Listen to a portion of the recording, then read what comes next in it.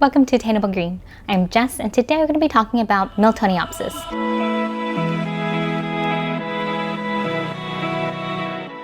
This is going to be a care collab video with several other YouTubers to describe how we take care of Miltoniopsis in our different environments and setups.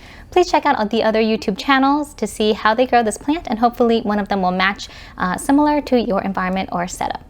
So the other YouTubers are Hello Plant Lovers, DLQ, Matt by Nature, Anovoeg Gia, Rogers Orchids, Orchid Saga, Jazz Orchids, and Plants and Other Things. If you have a Miltoniopsis and you would like to participate as well, use the hashtag CareCollab to join in. Miltoniopsis are these beautiful, stunning plants that have these nice grassy foliage and these large pansy-like flowers.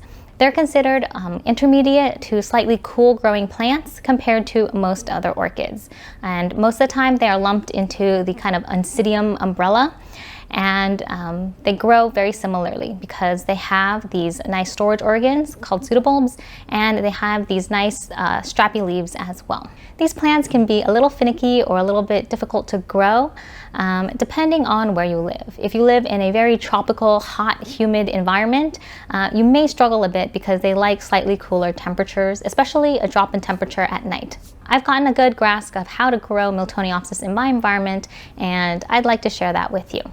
So first of all, the location. I grow Miltoniopsis outdoors and indoors.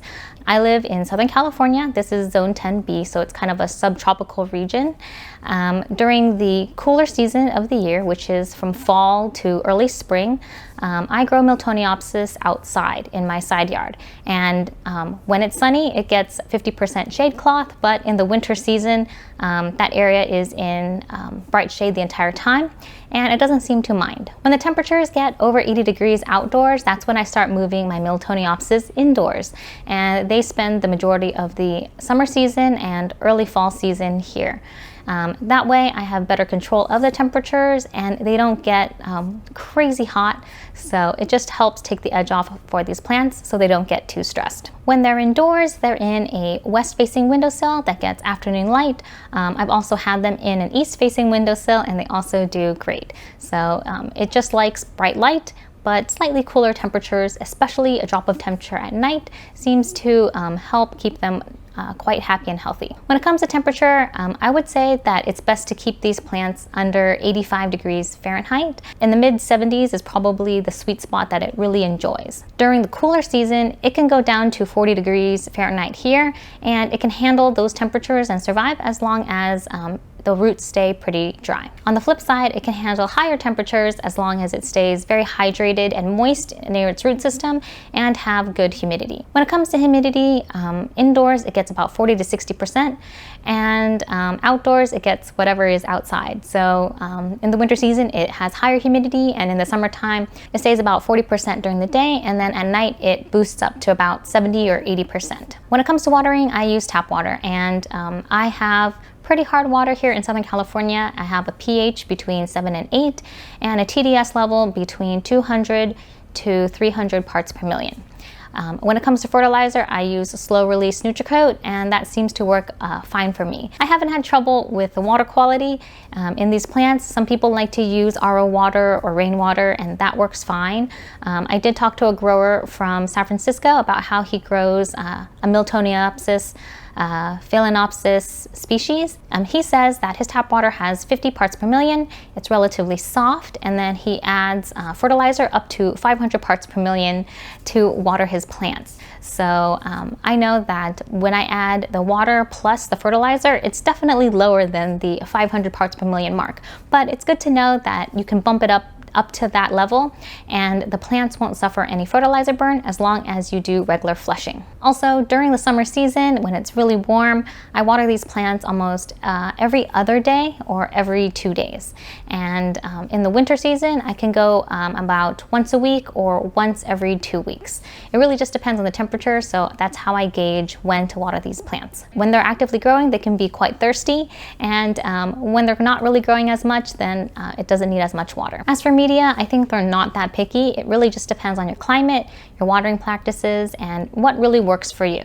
I've been able to grow Miltoniopsis in small bark mix with perlite, in coconut husk, and also with straight moss.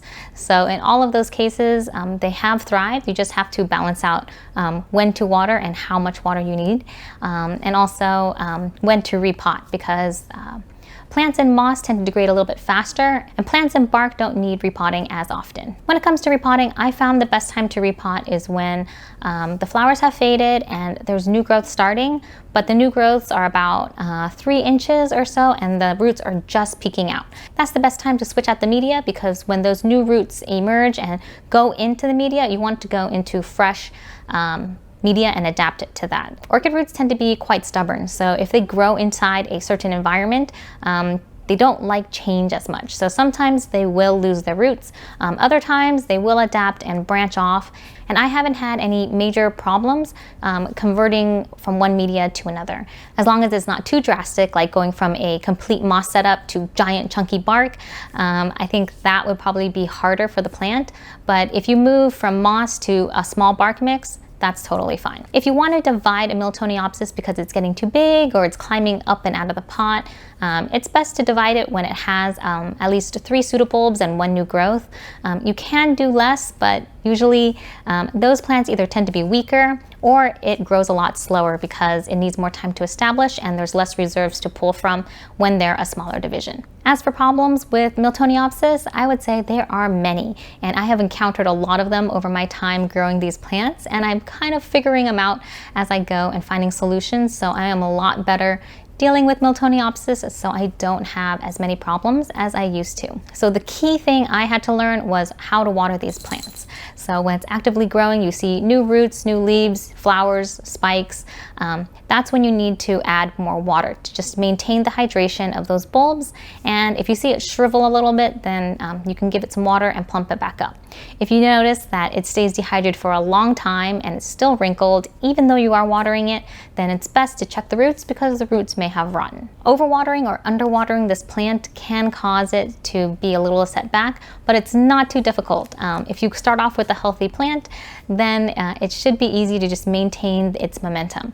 Sometimes in grocery stores and in other places, there are no ID Miltoniopsis, and they don't always come in the best of health. So that's why sometimes it's better to cut off the flowers, repot the plant, and give it some time to recover before pushing it and really trying to get those flowers from these plants. Another issue I've noticed is this dreaded orange rot. Everyone kind of talks about when the bulbs turn bright orange, you want to remove it immediately. You don't want anything to ooze out of the plant to cause an infection.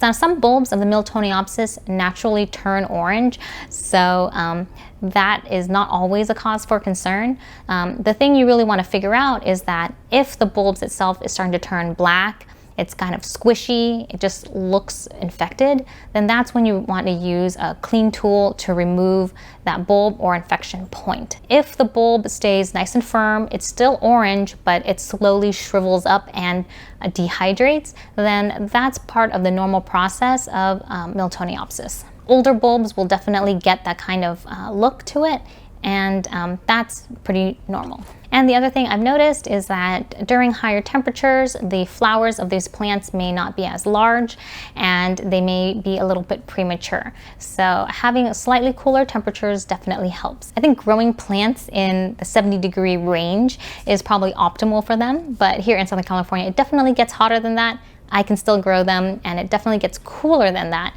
in the winter season. So just by being mindful and aware of your climate and your conditions can definitely give you a lot more success. So that's how I care for my Miltoniopsis. It takes a little bit of trial and error to figure out what works in your environment, and it took me some time to figure out how my climate can be beneficial for these plants so that I can grow them successfully. And these days I have some beautiful hybrids that I really love, especially the ones with the waterfall pattern, but I've also been trying to get my hands on a couple of Miltoniopsis species. So Miltoniopsis, the genus, only has about 5 to 6 species, which is not very many, and most of them tend to be intermediate growers. There's one I think is actually considered a cool grower, and there are a few that are considered more warmth tolerant. So I have the Miltoniopsis roselii, variety Xanthina, Phalaenopsis, Vexillaria, and the Centenniae. Now there are, I think, 2 more that I could look for, but currently I want to do well with these ones first before picking up any more species. I'm also experimenting with flasking orchids, so the roselii is next in line for being flasked, and I'm going to be using the green pod method to flask these seedlings. I did a selfing of it because it's pretty healthy and vigorous, so hopefully we'll have some to share in a couple of years. So that's what I wanted to talk about for Miltoniopsis for this Care Collab video. I hope you will check out all the other YouTubers and their channels, and hopefully this will give you some great tips on getting started with Miltoniopsis. Thank you so much for watching, and I'll see you in the next episode. Bye!